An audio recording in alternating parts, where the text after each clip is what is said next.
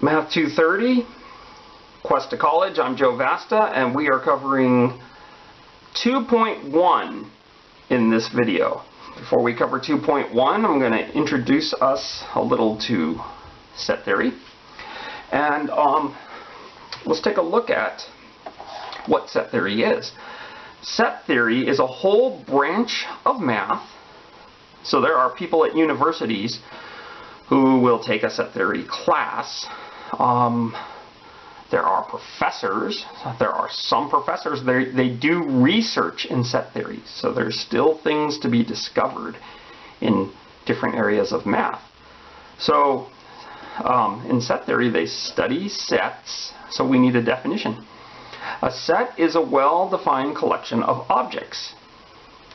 These objects are called elements. Lots of times in a math class, they'll make the objects be numbers. Let's do some examples. Examples of sets could be the set of people in your family, or maybe in the household that you live in. That's another example. Another example of a set. A set is just a collection of objects. How about the set of letters in the English language?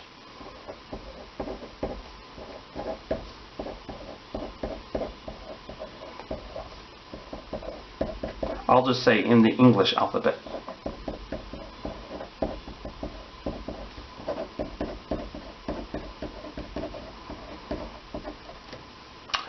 Another example, so I mean you could keep going on all day with this, like your coin collection, that is a set. Lots of sets in math are labeled with capital letters. So I can say set A is the set of, now here's some notation if you're going to start listing everything out. We could have done that with the letters in the alphabet, but that would have been a lot of listing. So I'm going to, set 3 is going to be this, the set of these 3 people here. Larry, Mo, Curly. So those are examples of sets. Now if you're a Three Stooge fan, you might say, where did Shemp go? Well, he's not on this list, but he is a man of comedy as well, so maybe we should have put him on the list. If you don't know who I'm talking about, the Three Stooges, it's time to go online and find an episode. Okay, definition. Our next definition, this is sort of a vague definition. The universal set U is the set of all elements that we are talking about. So that's kind of crazy, and it won't make sense until we do some problems. So this is an introduction to the chapter. It defines what a set is, a collection of objects. Before we move on and officially start 2.1,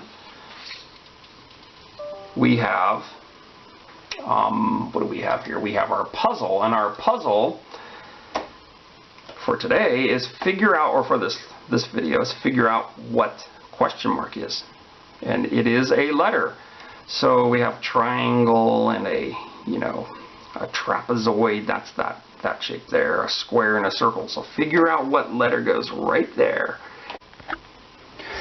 So let's get to 2.1, Venn diagrams. And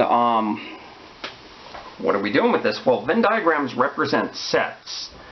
And what I'm going to do here is we're going to do an example.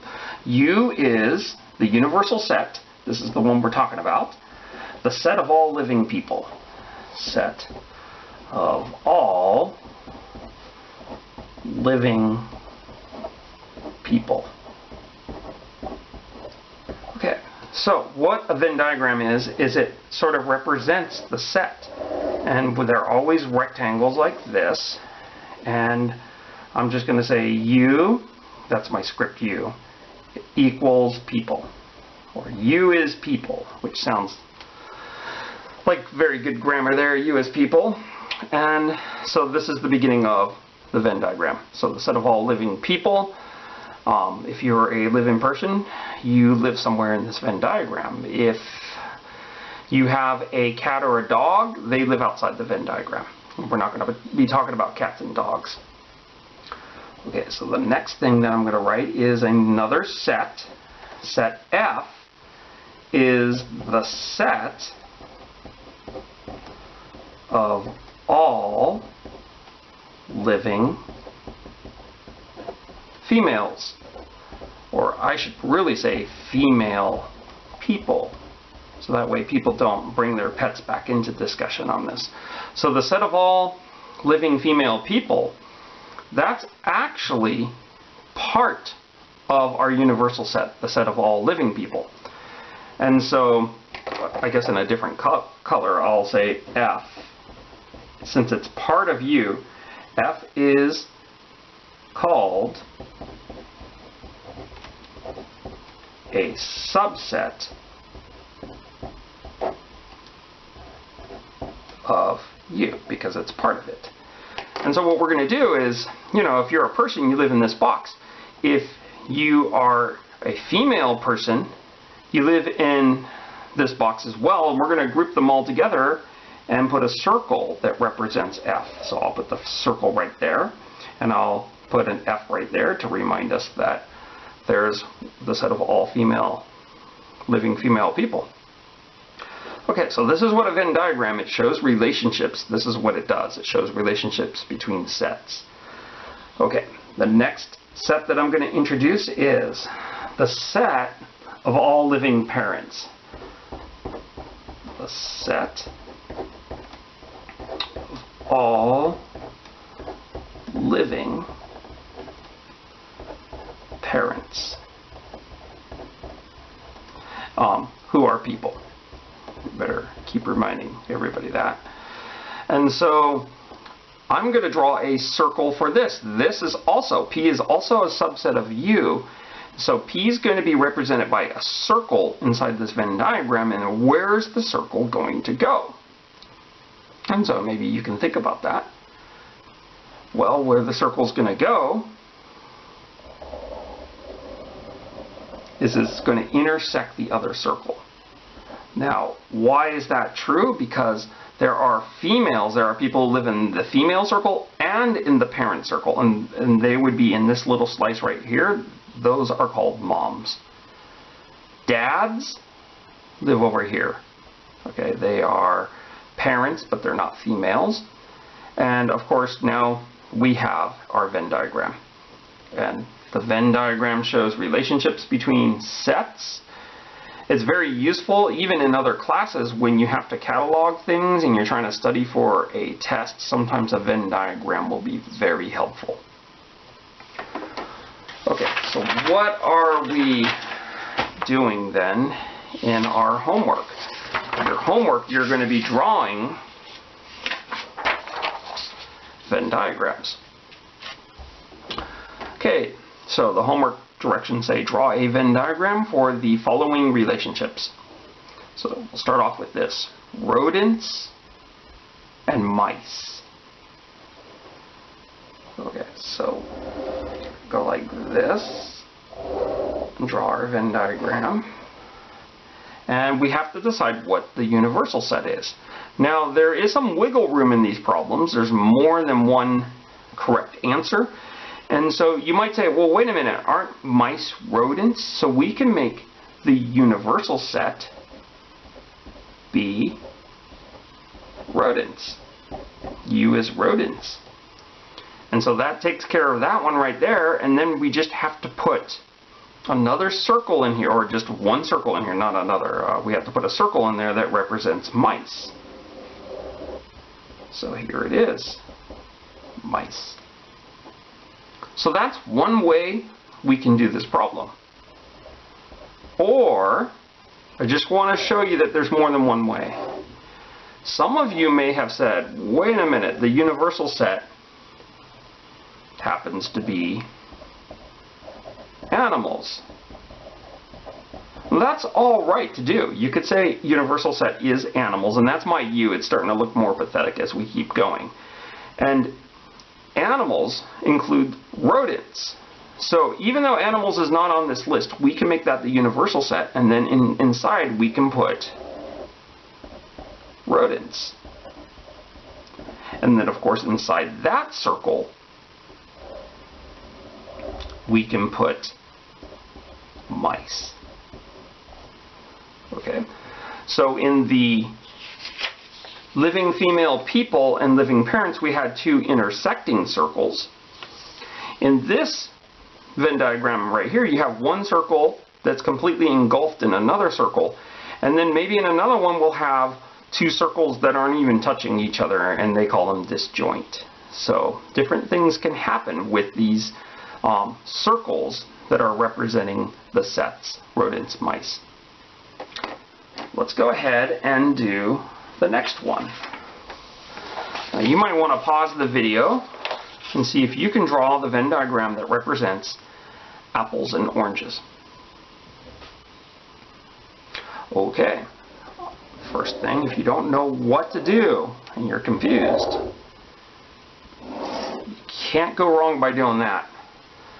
So some of you were looking, like in the last problem, you saw like rodents included everything, you know, that encompasses the mice. But here, we don't have one of these that we can point at and say it is the universal set. So we need a universal set that will have apples and oranges. And a common one that people pick happens to be U is fruit. Okay, so because the fruit contains the apples and the oranges. And so I'm going to put apples and oranges, and you have to think, well, what are those circles going to look like? Are they going to be intersecting? Is one going to be inside the other, like the rodents and the mice? Or are they going to be disjoint? Are they not going to be touching? And these actually are different things. So that's what I'm going to do. I'm going to say that one's going to be apples. And this one right over here is going to be oranges. Some of you could have done this differently and said the universal set is round things, or maybe you don't think apples are round, or food. So there's some wiggle room here. The other thing to realize is perhaps you're thinking to yourself, this does not feel like math class. Well, this is unlike any other math class you've had. Okay, I want you to draw a Venn diagram representing mothers, fathers, grandparents. So pause the video and see if you can do that.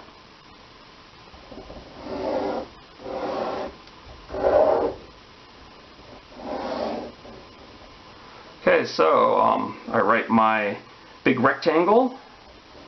I need a universal set. Universal set is going to be something that's going to describe all these people.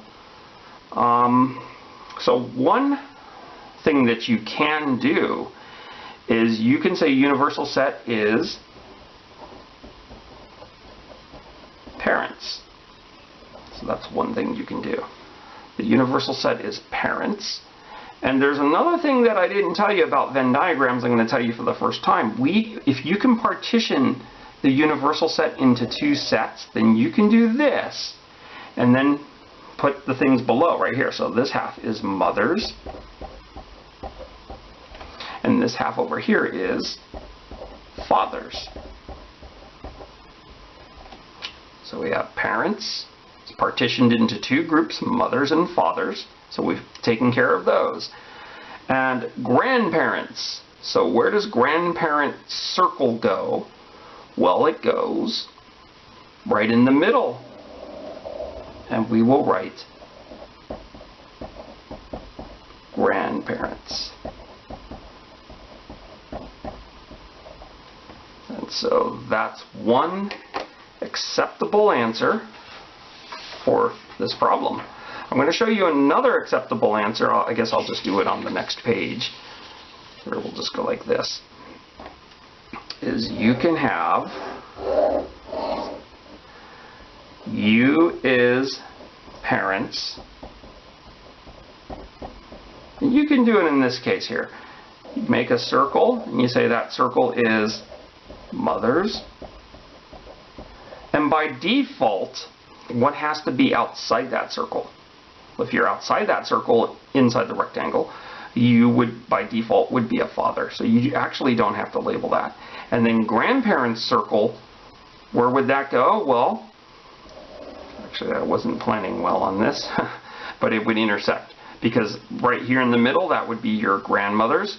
And over here, this would be your grandfathers. So I'm going to say this is grandparents.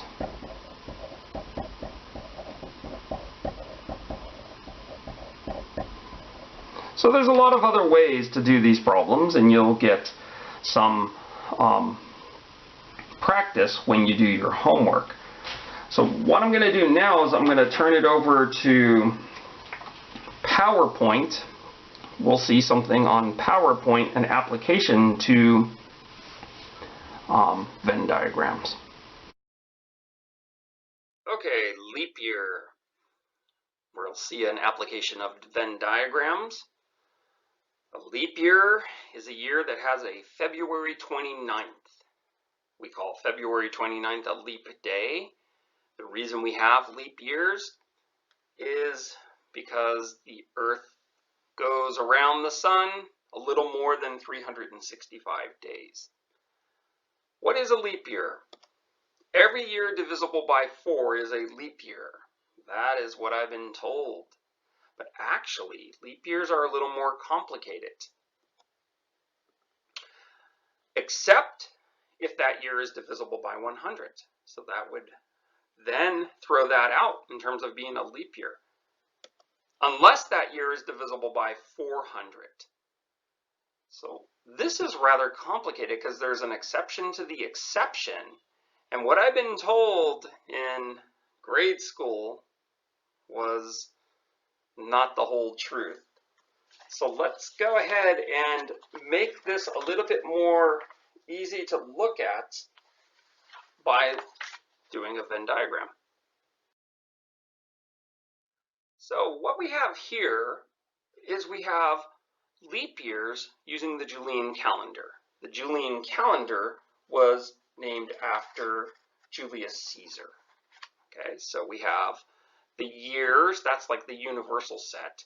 And inside the universal set, we have years that are divisible by 4. Okay, and that means if you divide 4 into it, you have no remainder. The remainder is 0. Okay, now some of you might think the circle's a little too big, and that it doesn't matter with Venn diagrams. So that is a leap year in the Julian calendar. We don't use the Julian calendar anymore. But a Julian year then happens to be 365.25 days if you put it all together in the long run. And so Julius Caesar realized that the year was off and January was not in its correct position. So 46 BC, Caesar declared that year to have 2 extra months, making that year 445 days long. So we could put January back to its correct position and all the other months would go back to their correct position. Well, he died before the first leap year, and his officials did leap years every 3 years until Augustus put things straight. So it's good to know that government has been screwing up things back then, just like they are right now. So we don't use the Julian calendar because in the 1500s, people realized that the Julian calendar was now off by, or was then off by 10 days.